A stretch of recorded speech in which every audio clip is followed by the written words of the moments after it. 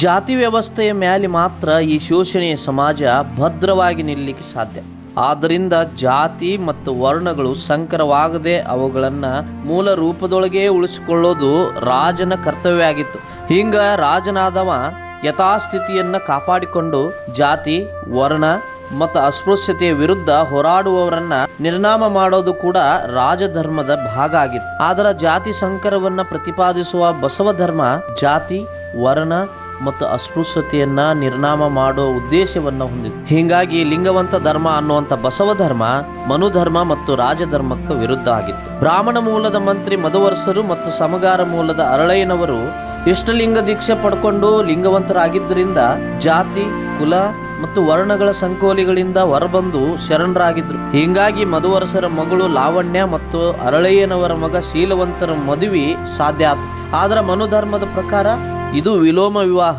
ಬ್ರಾಹ್ಮಣ ಹೆಣ್ಣು ಅಸ್ಪೃಶ್ಯ ಗಂಡಿನ ಜೊತೆ ಮದುವೆ ಆಗೋದು ಧರ್ಮ ಬಾಹಿರ ಅಂತೇಳಿ ವೈದಿಕರು ಗುಲ್ಲೆಬ್ಬಿಸಿದ್ರು. ಬಿಜ್ಜಳನ ಬ್ರಾಹ್ಮಣ ಮಂತ್ರಿ ಮಂಡಳ ಈ ಘಟನೆಯಿಂದಾಗಿ ಕೆಂಡಾಳ ಮಂಡಲ ಆತು. ಕೊನೆಗೆ ದುರಂತ ಮಾತ್ರ ಅಂತ್ಯ ಆತು. ಸಮಾನತೆಯನ್ನ ಸಾರೋ ಬಹುಪಾಲು ವಚನ ಕಟ್ಟುಗಳು ಬೆಂಕಿಗೆ ಆಹುತಿ ಆದವು. ಅನೇಕ ಶರಣರ ಕಗ್ಗೊಲೆ ಆತು. ಅಳದುಳಿದ ಶರಣರು ತಮಗೆ ತೋಚಿದ ಕಡೆ ಹೊರಟು ಹೋದ್ರು.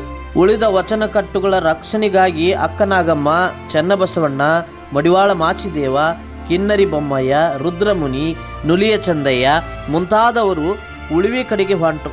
ಬೆನ್ನು ಹತ್ತಿ ಬಂದ ಸೈನಿಕರ ವಿರುದ್ಧ ರಕ್ಷಣಾತ್ಮಕ ಹೋರಾಟ ಮಾಡಿದರು. ಗಂಗಾಂಬಿಕೆ, ಕೂಗಿನ ಮಾರಿತಂದೆ, ಕಕ್ಕಯ್ಯ ಮುಂತಾದ ಶರಣರು ಮಾರ್ಗ ಮಧ್ಯದೊಳಗ ಲಿಂಗೈಕ್ಯರಾದರು. ಉಳಿದವರು ಉಳಿವಿ ತಲುಪಿದ್ರು. ಆದರೆ ಸತತ ಮಳೆ, ಭಾರಿ ಚಳಿ ಮತ್ತು ಹಿಂಸ್ರ ಪ್ರಾಣಿಗಳಿಂದ ಕೂಡಿದ ವಿಷಮ ವಾತಾವರಣದೊಳಗ ಅನೇಕರು ಅಕಾಲ ಮರಣಕ್ಕೆ ತುತ್ತಾದರು.